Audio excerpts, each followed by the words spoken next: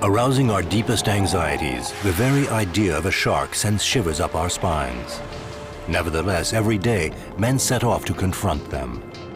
While some probably belong to the category of people most exposed to attack, less than 10 humans a year are mortally bitten.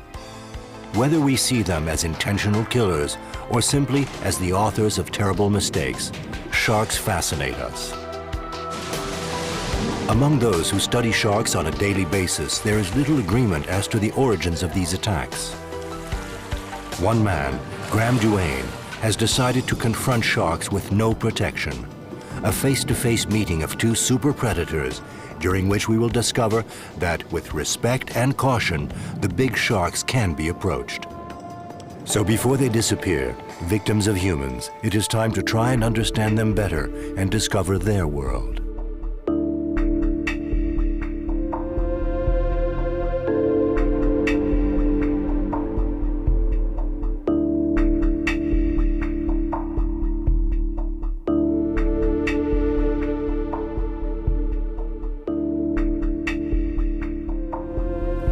My relationship to the sea, I think, is mostly based on privilege. I think having access to the animals in the ocean in the way that I use or in the ways that I use is a very special thing to me.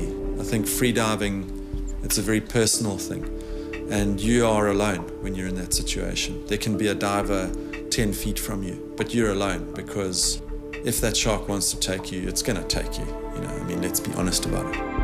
Graeme Duane, a diver and professional cameraman, has a real fascination for the big sharks, and particularly for the 5 species reputed to be the most dangerous to man. In preparing to dive among the bulldog sharks, he is always meticulous. One of the advantages of shooting video when you're freediving with a shark is that you can go back and watch it later and actually realize what you've just done and realize the beauty of that animal. When I dive with a pack of bull sharks, it's like a pack of nervous dogs that are barking, being aggressive, running away. You've got to look in a lot of different directions and you've got to try and gauge the behavior of each individual within that pack. And that's part of the addiction with the whole shark thing for me is I look up and I see the sun shining down behind the shark and it changes depth so easily. It's so agile. It doesn't even seem to be moving, but it's propelling itself. You know, I just think they're the most amazing things. And here's today's news. A karate chop against one monster. A great white was busy swallowing this Australian diver, but he managed to get away. This is one of the luckiest men alive, surviving a terrifying shark attack off the New South Wales south coast. About his emotional shock as he tells his extraordinary tale of survival.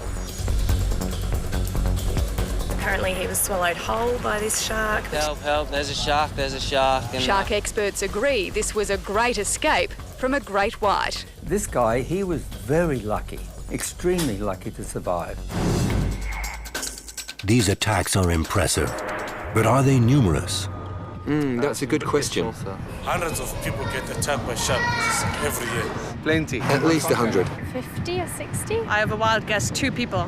20? No more. Less than 50. 4,000 people? 100 per year. Maybe 100. 1,000? 500. 60 people? 1,000? Fewer than 20. 1,500, I don't know.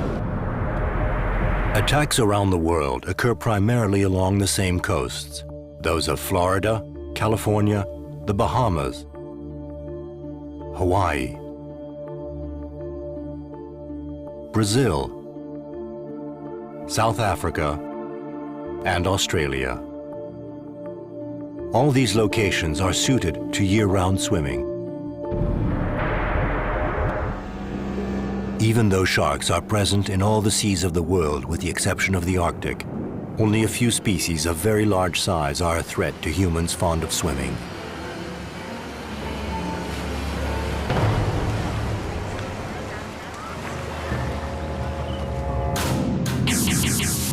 The International Shark Attack File located at the University of Florida, lists all known accounts of shark attacks.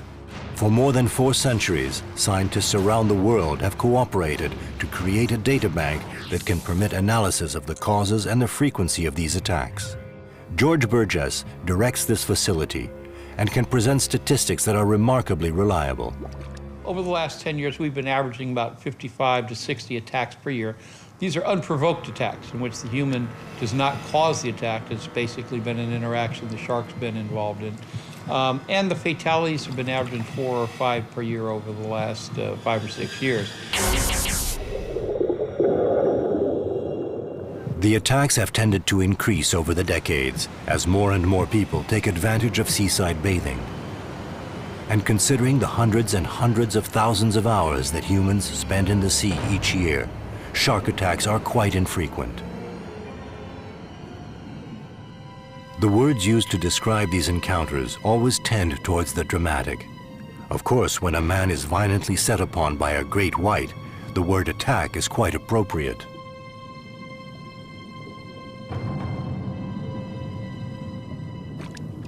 But most of the so-called attacks we have in Florida have injuries that are the equivalent of a dog bite or less. So calling these attacks are probably a misnomer, and they would be better called simply shark bites. So there's a variety of levels of interaction between sharks and humans, some of which are very severe and most of which are not.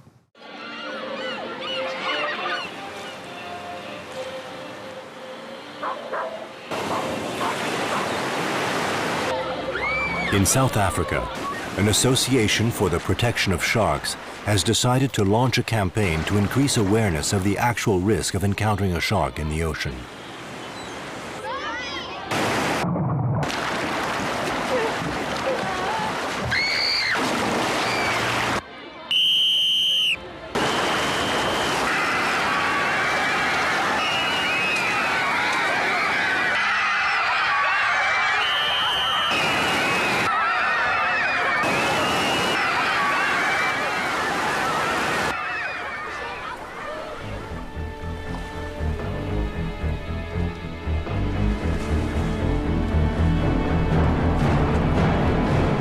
Each year, the actual number of fatal attacks is compared to other household or natural risks.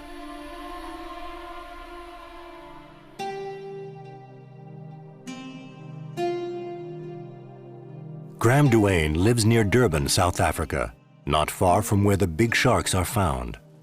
But today, the weather won't allow him to set off to meet them. He uses the time to check on the forecast for the coming days. When we're planning a trip to the sharks or for spearfishing, obviously we have to check the weather, we have to check all our equipment. 6, 11, 15. Seasonal times of year are very important. It's a summer thing, the bull sharks is a summer thing, the tiger sharks is autumn. So depending on where you're going, you need to be there a different time of year. You might need a different boat, you need to arrange that. Listen, I was just wondering what road I should take. If it's for bull sharks, you need to rig up a small boat for launching through the surf. All right, and how's the viz? Same with the tigers. Good, yeah.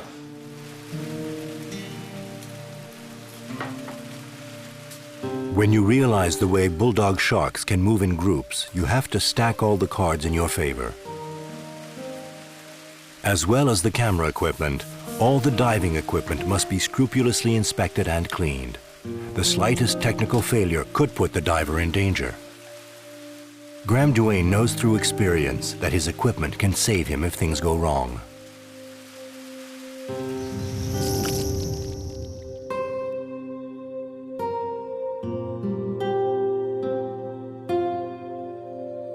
Freediving spearfishing was an important rite of passage for me into the whole world of diving with sharks. When we were younger, we used to take our wetsuits and fins and rubber-powered spear guns and get kitted up on the beach and actually swim out through the breakers, which sometimes were quite big, and it was quite an art getting out to sea at some points. We'd then swim with all our kit about 1 kilometer out to sea at times to an area of the reef where we knew there were normally a lot of fish. This involved finding your spot, loading your spear gun, swimming down to the bottom 18, 20 meters down,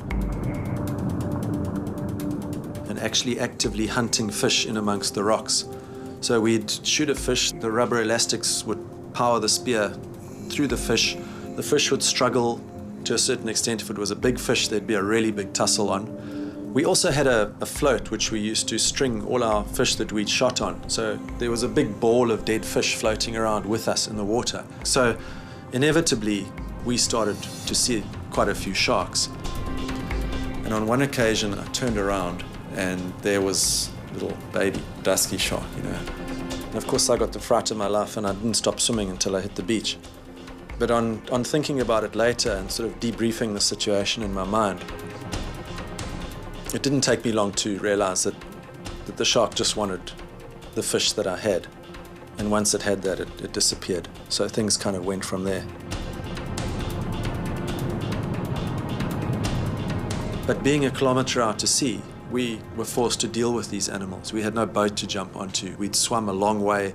We'd spend up to 5 hours at a time out at sea.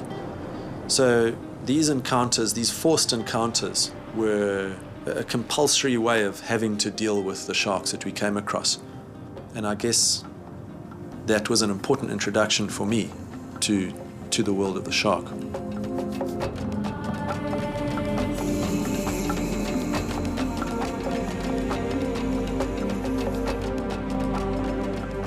I would say the bull shark, for me, I think is probably the most dangerous. Not in a singular sense, but it's the fact that you get a group of them operating together. When you're in the situation where you have 5 or 6 bull sharks with 1 or 2 dominant members, and they're each coming at you from a different angle, they have this unnerving tendency to send one in for an approach in front of you, and while you're watching it, another 2 will be right behind your fins. And you whip around and they take off, and as you turn around, the one in front of you turns around and comes back in. So as soon as you lose eye contact with them, they like to come at you. So it can be a fairly chaotic situation, which is very difficult to manage.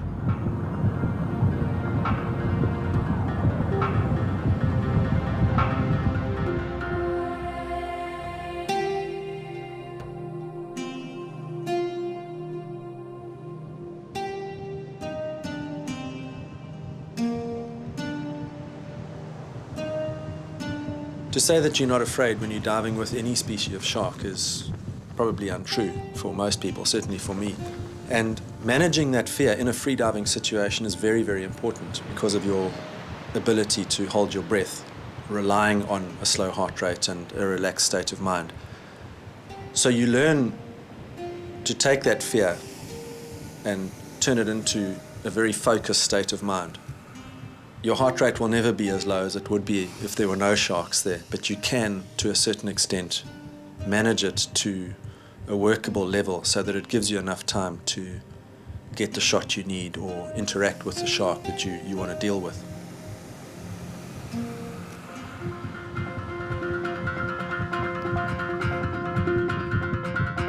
There's always the scenario where the shark suddenly decides to rush at you and come very quickly, say, off the bottom. And in that situation, you have very, very little time to actually react. And that is the big worry. That's why we work where we can see the bottom, because we need to see these attacks before they actually go into full speed. But in a situation where a shark is rushing at you, if you can react to that shark approaching you, you will probably be okay. But it's in the situation where it rushes at you and you don't have the time to react and it hits you, that's disaster. Each species of shark has its own behavior. Some, like those in South Africa, have the reputation of attacking surfers in particular.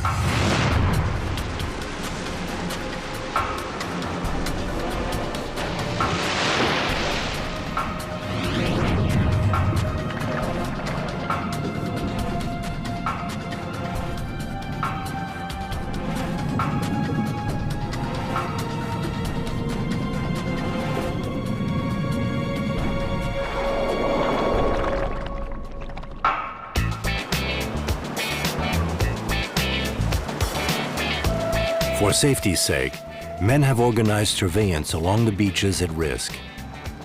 Among them is Ryan Johnson, who keeps particular watch for big white sharks reputed to roam in the area of Cape Town.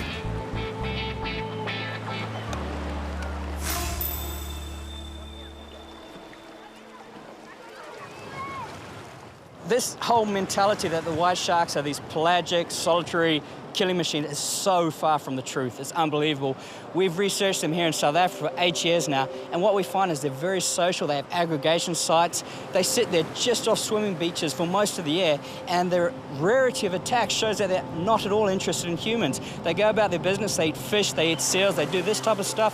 They play around with each other, but they're definitely not out there killing humans. We've got receivers all along these beaches, all around False Bay, all around Mossel Bay, all around. And what we know is that even on a day like this, you're going to have sharks maybe 100, 200 meters off the shore, just swimming around. Sometimes at the bottom and we can't see them. Sometimes they're at the surface and then we see them. But they are there every day. And as I say, very, very few attacks.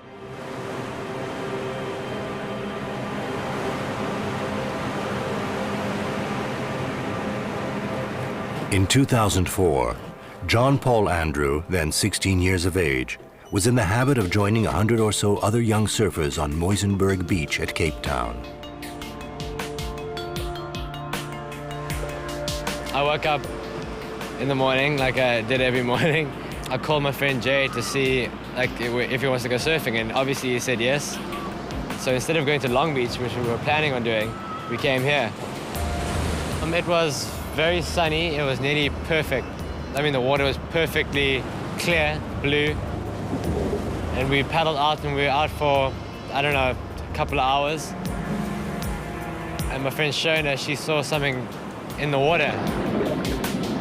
And she's like, guys, there's something in the water. And we were like looking around.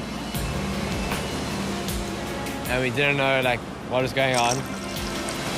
We weren't very sure if it was a shark or not, you know, it's just like, could be a seal.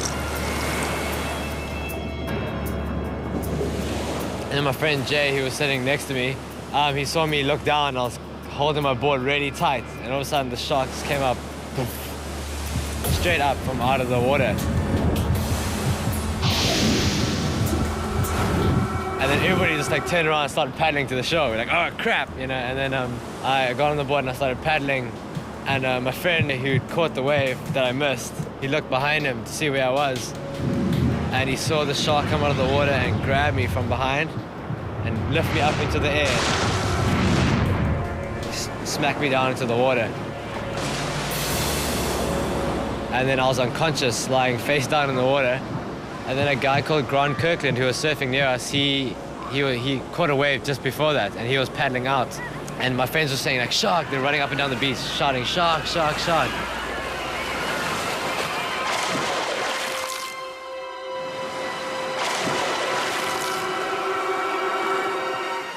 What we must remember about the white sharks is that they don't have these hands and stuff to investigate what this is that they're seeing, so the only thing they've got to investigate is their mouth. And even a small bite in terms of a shark scale is going to cause quite a lot of damage to a human. I think I was a bit far from here, so I don't know how long it took me to get to the scene, maybe 5 minutes or so. And when I came here, what I saw was the guy was dead. And there was no signs of life or anything. It was a clean cut. You've seen a leg chop, you know, that you put on the barbecue. And the part of the leg that I could see looked like that. You just saw the piece of meat, like a leg chop with a little bone in the middle. And it's amazing, you know. And there wasn't much bleeding at the time, which made me to believe that there was no hope for him. He was actually dead, but I tried anyway. Got him up on the board, you know, elevated the board so that his head is down so that more blood can run down to his body. And then they put me in the ambulance to go to the hospital, and they called the hospital and they said, you know, we're bringing a dead body. And then we changed the drip, the Ringer's lactate drip, for a thing called Hemocell, which is like a blood substitute to keep him going. And we just tried our best to carry on. my brain was sort of dead it was inactive for 45 minutes in total. And so that would leave brain damage. The doctor said that I would be brain damaged for the rest of my life. And I'm not. John Paul Andrew survived, probably proving that the shark was simply curious about what he was dealing with. The biggest mistake I ever made with the bull shark was trying to grab it by the tail. I got a little bit clever and I thought, let me try and tail ride this bull shark as it swam away from me. As I grabbed its tail, it took off about 10 feet, turned around. To me, it seemed like inside its own body, it turned around and just came straight back at me.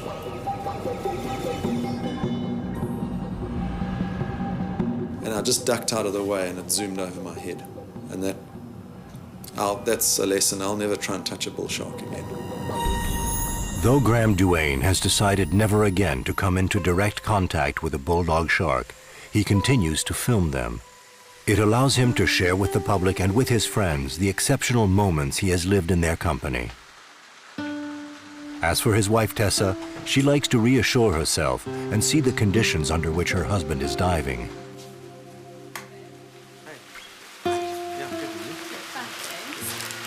Do you think you're still going to go tomorrow? Yeah, I think so. We've got a good weather window from Thursday. And what are you hoping to film up there? Well, we're going for the bull sharks. Similar thing to last year. I'll show you on the television. Shall you have a look? Yeah. Right, let's see. So this is what we'd start doing. We'd start spearfishing to bait the sharks up. Use the bait to try and bring them up off the bottom to a depth that we can work with them at. Bulldog sharks prefer to live at a depth of 30 meters, which keeps Graeme from reaching them by freediving. Getting the bull sharks up to the right level to film can be a very long process. We obviously have to be able to dive down to their level, and we need enough light from the sun to shine on them for the camera. So we need them up at about 15 meters. But to get them up there can take half a day, can take hours and hours.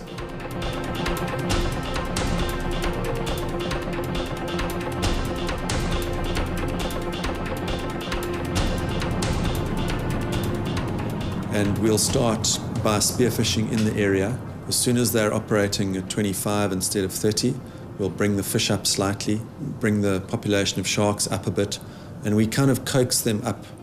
And normally by mid-afternoon, we've got 5 or 6 sharks swimming around on a general depth of about 15 meters. And at that point, we can start operating with the camera efficiently.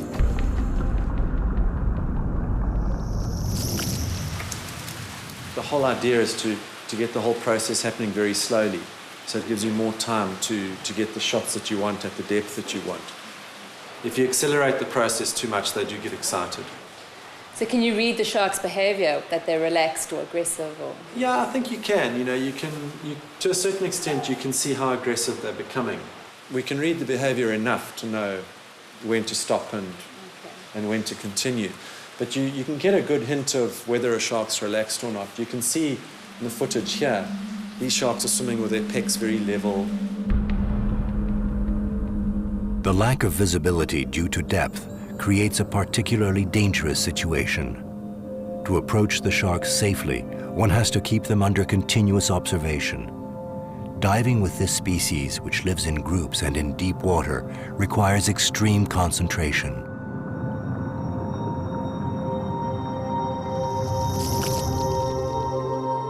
The great white dives are far more easy to control, in the sense that the bottom is much closer. You have people who can see the shark on the boat.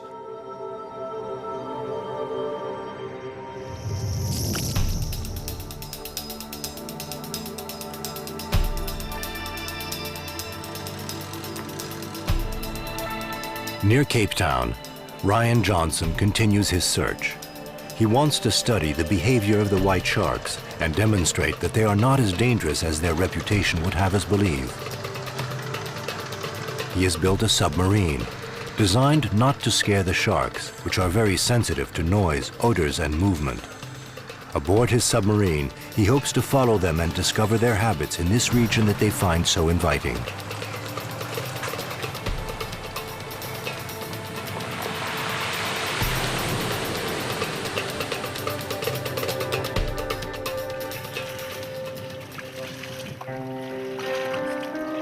Ryan Johnson's project is at an early stage. With determination, he tests his small craft, which seems quite fragile considering the unbelievable distances covered by the great whites. Already an expert in their habits thanks to his observations along the coast, he hopes to increase his knowledge of the shark's wanderings, which are still a mystery to scientists.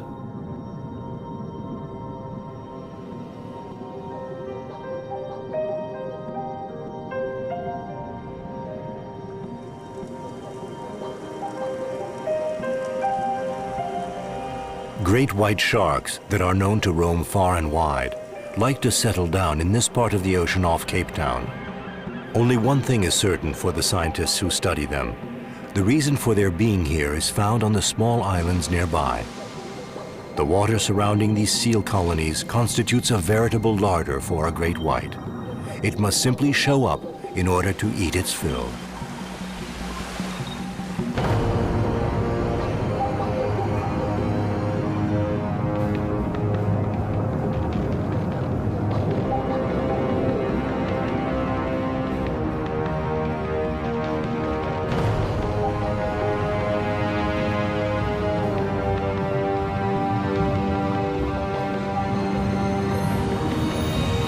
So how does one explain that these seal and walrus eaters sometimes mistake humans for their prey?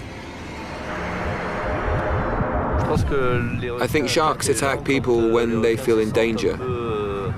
Unless there's blood everywhere, and then they get really excited. Fear? Probably because they are hungry or they are afraid for themselves. Movements? Body heat? It's a misunderstanding. They think that we look like seals.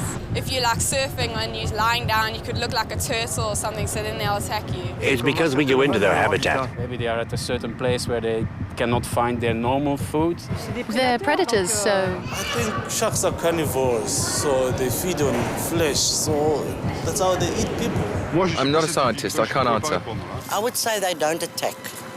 It's the people that must be careful, they must be aware. With our tracking of the white sharks, we know that the area that they really like is just behind the breaker line. About 200 metres to about 500 metres out. And this is where they patrol up and down. So in terms of attacks, what you find is that they do come into contact with surfers, paddle skiers, and sometimes spearfishermen. So these are the people who are really a little bit more in danger of white sharks than, say, the bathers and so forth.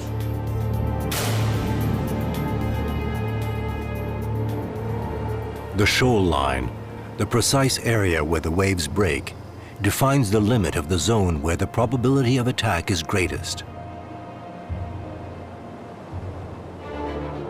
Probably disturbed in their hunting grounds, they don't hesitate to approach the intruders and sometimes even come into contact with them.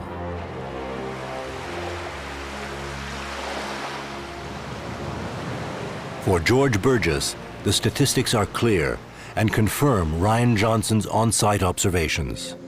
Surfing is the #1 attack group, and it makes sense. Surfers are by definition in the water many hours. They're in the surf zone, the area where sharks are quite common, and where food fishes, the sharks or seals or sea lions in the case of cool water areas, are found.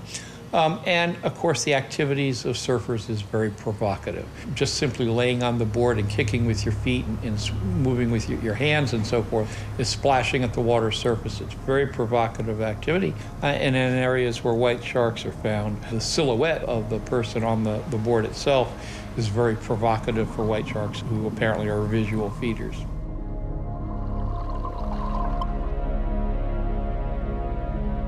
While the zones where attacks occur are clearly identified, the reasons that drive a shark to bite a human or his surfboard are still a mystery. I don't know if there's a mistaken identity. When sharks are around by the shores, they know there's no seals around here. At this swimming beach, there's been no seals ever. So I don't really think that they're thinking it's a seal when they're there. It's just a matter of that you've got a big shark and you've got a surfer, and occasionally they come together, and sometimes a shark is very curious.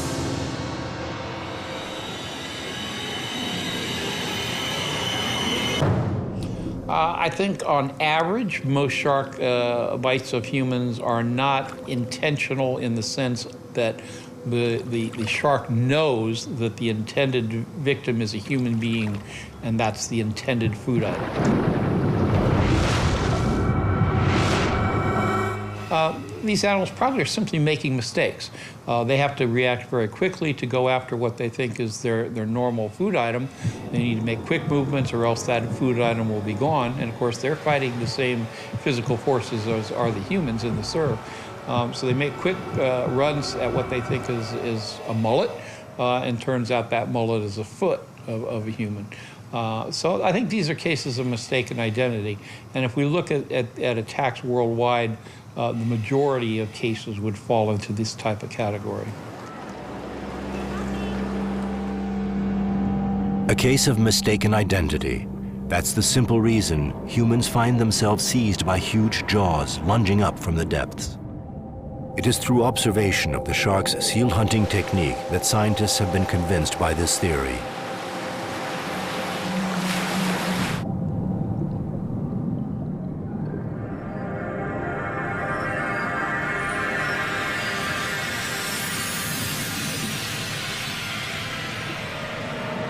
The manner in which the shark approaches, then attacks its prey, is identical to the accounts given by victims of attacks by great white sharks.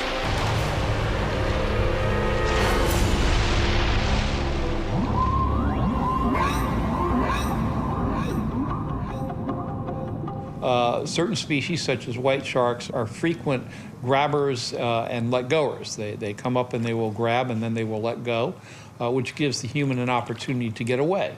And this is consistent with their normal feeding activity.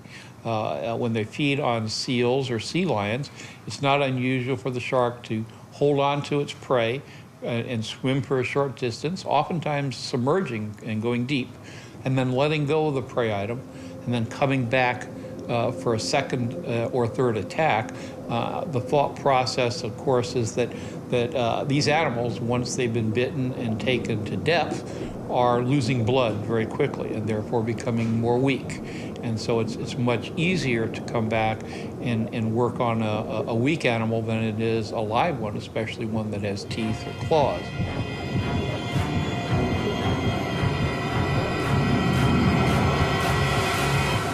Of course, if it's a human that's in the mouth of the shark that's is let go, we as humans, which have brains and have resources that the sea lions do not have, in other words, boats or friends, we can use that to our advantage and get out of the water. And so the reason why white shark attacks are not so often fatal on humans, in large part, is built on their behavior and our ability to escape from their secondary attacks.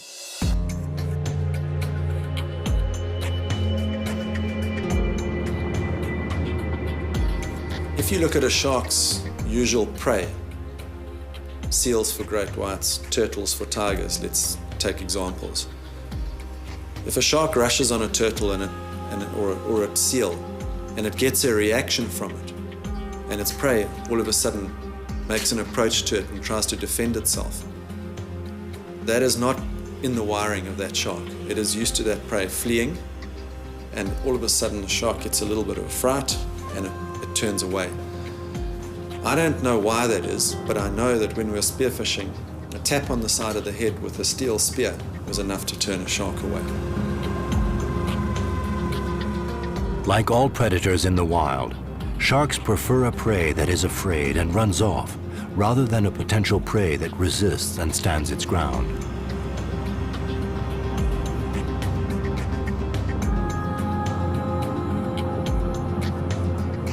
Bull sharks get excited far quicker than the other species. They can flick a switch and change mood or change character very, very quickly. And that can be in the space of a second or two. All of a sudden you're in a situation where 5 seconds ago everything was controllable and the sharks were swimming around, and all of a sudden there's just chaos and there's sharks swimming up and down and approaching you and charging you from the front and from the back, and all of a sudden you're at 5 meters and the sharks are up there with you, and that situation can happen very quickly.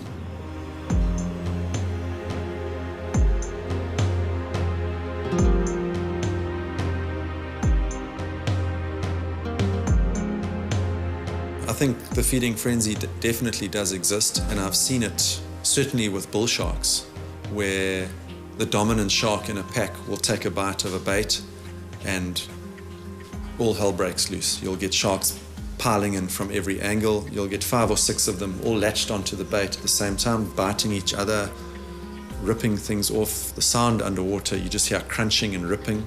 Sure, I mean, in our situation, we have bait in the water, we're floating around, and we could potentially be firing up a feeding frenzy. Again, credibility to the shark, because the fact that they don't just click into a feeding frenzy for no reason is virtue to the fact that I'm still sitting here. You know, that's part of what I'm proud of, you know, what I can do with sharks, is that it illustrates the fact that, you know, if you put bait in the water and you put a person next to the bait, it takes them 2 hours to even swim close to you. So usually you think it's pretty safe? Yeah, look, I think, you know, we'd like to think that we can manage it as well as we can.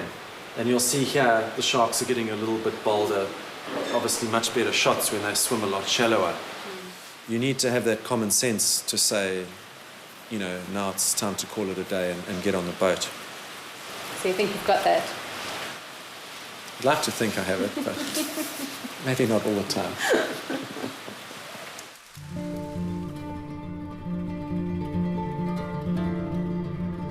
The district of Bimini in the Bahamas harbors more than 15 species of shark that seek shelter in these warm, clear waters.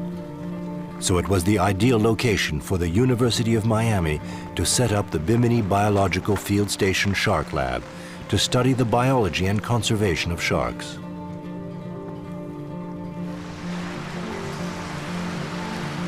To better study the sharks, Dr. Samuel Gruber and his team must constantly capture, release, and follow their animals.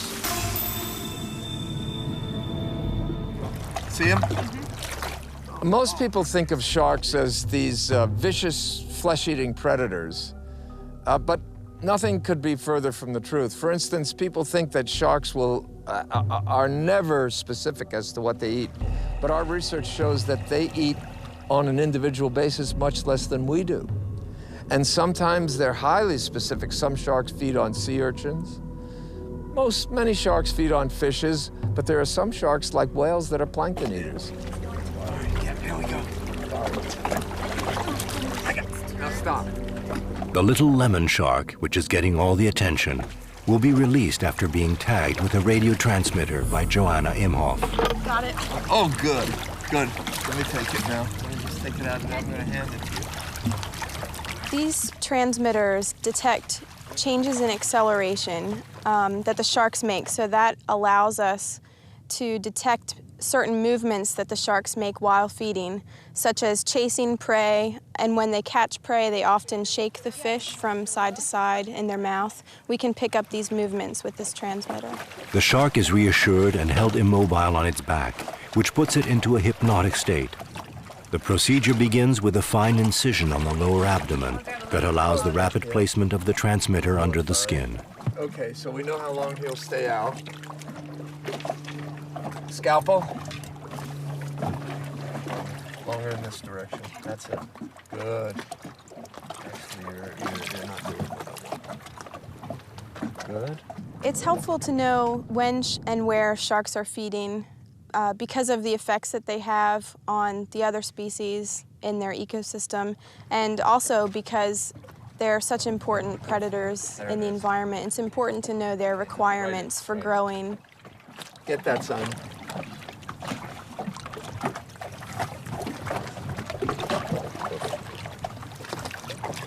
Just right in the middle.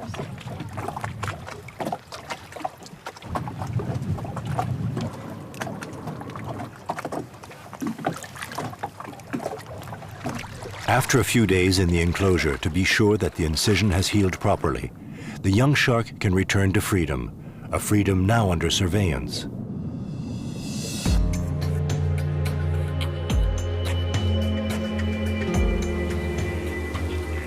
The Bimini mangrove, an assortment of small trees whose roots are adapted to a life between the sea and the land, constitutes an ecosystem particularly hospitable to numerous species of animals.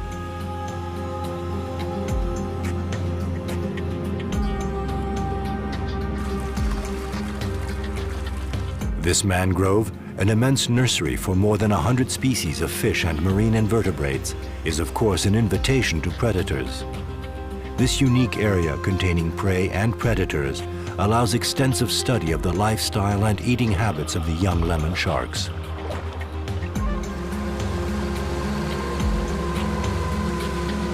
Cruising over the area in a boat and equipped with a radio transmitter, Johanna Imhoff quickly locates her former inmates.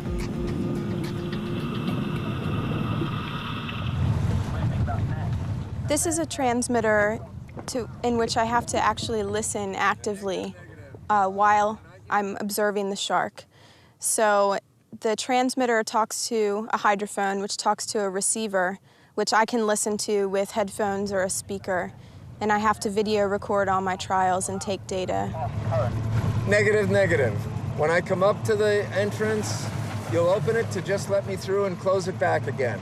Just make sure there's no boats in the way, and if you're tracking, maybe hug the mangroves or something like that, and we'll try not to bring you in the scene. Do you read? Over? By implanting and attaching my transmitters in sharks, I did learn that sharks can heal very well. There was one shark that I attached a transmitter to the dorsal fin, and less than a year later, I couldn't see any scars or any sign at all that that transmitter had been attached. How about now? I think I hear the shark.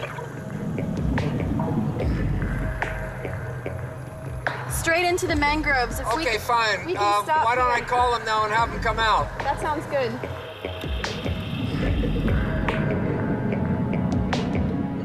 The shark's definitely in this little area.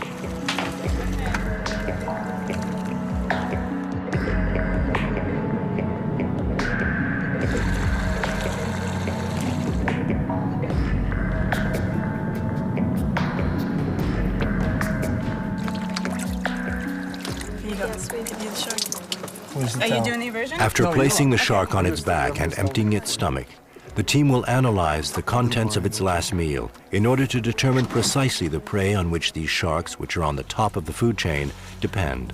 Oh, yeah. Oh, all right. Perfect. Good, good. That's it right there. Okay. All right, I'm gonna let that go. You want to reinsert it? Okay, I'm gonna hand them over and we're gonna put them in that other box. Okay. Are we ready with the bilge? No. Good. Okay, I'll just put them in the water over here. The battery's right here, Kat. All right, let's go with it now. This guy's in terrible shape. No, just use the... That's bad. No, he's not that bad. He's almost moving already. There we go. I think that's all we need now. It will take many years before the world of sharks is better known. The large number of species does not make it easier for scientists. Among the 460 known species, some live in mangroves, others in the deep sea, still others along the coastlines. Will we have time to understand them better before they disappear? How do we explain the particularities of each? Will we know one day, for example, where the bulldog shark gets its unique ability to live in fresh water as well as in salt? The fact that bull sharks swim in packs is difficult for us. It's a blessing and it's a curse at the same time, because obviously it's nice to have many sharks in frame, but it makes things a little bit unsafe. As far as the freshwater aspect goes, what it means is that on this coast, we are all very hesitant to dive or work near river mouths where big estuaries flow into the sea, because it's a well-known fact that those areas are in skates and a lot of the animals that live in that water mixture area.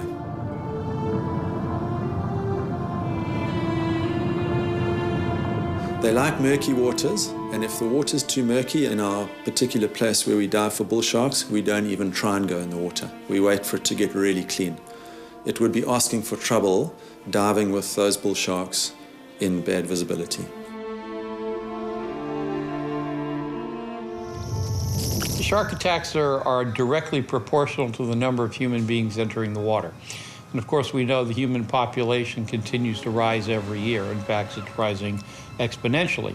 As a result, concurrently, there's increased interest in going into the sea every year. And so we see more and more human hours being spent in the sea. As a result, the number of shark attacks continues to rise every year as a result of more human hours being spent in the sea.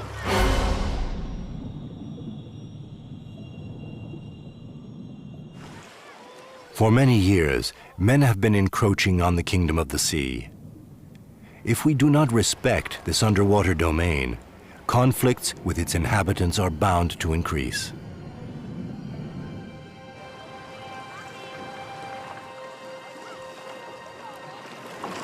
The attacks are based on the habitat preference of the sharks and the habitat preference of the humans, because to have a shark attack, you have to have a human and a shark together at the same place and same time. We also note, at least here in Florida, that there's a drop in the number of attacks between 12 noon and 1 p.m. Interestingly enough, the same time period when humans leave the water to go have lunch. So there's less attacks during that time period simply because there's less people in the water. So what happens is then a lot of the patterns we see with shark attack are simply functions of human patterns.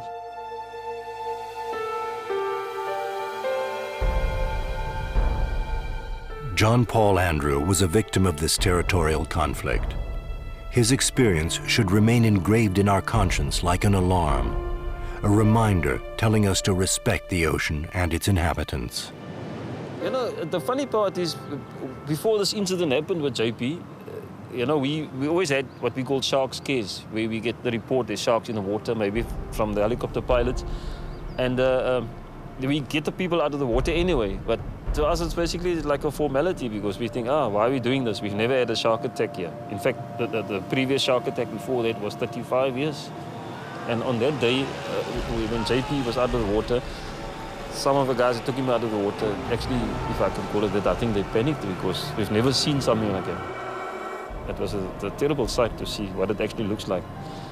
And when we got him there, it's like nobody knew what to do, you know? And then all of a sudden you clicked, hey, we need to do this and we need to do that. After having had his leg incinerated, John Paul remains philosophical. I've never really been angry about shark. They are in the sea, they do a good job, they eat lots of seals, you know, they keep the numbers of many populations of animals down. You know, it's what happens, you know, things happen and you can't change it.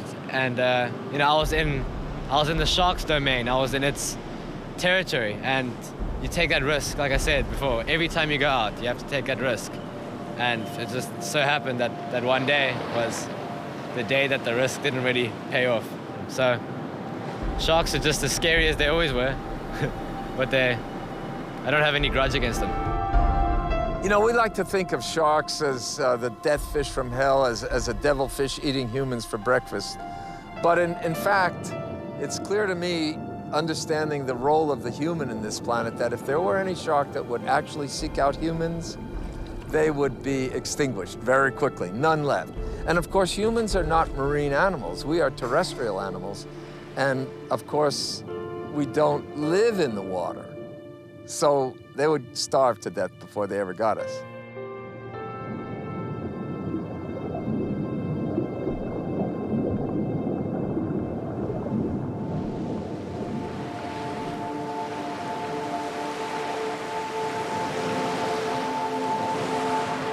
Spearfishing is a very selective way of harvesting the sea or catching fish. You can see which individual, which size fish, which species you want before you pull the trigger. It's far more focused than fishing.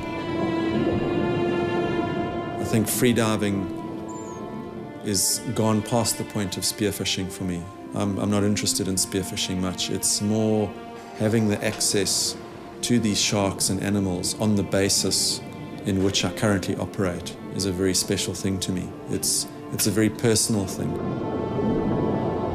You feel that you rely on your own sensory perception, your own sort of well-being in that situation. And having experienced some of the things that I've experienced and some of the encounters that I've had, all I can say, it's a very special thing and it's a privilege to be in that situation.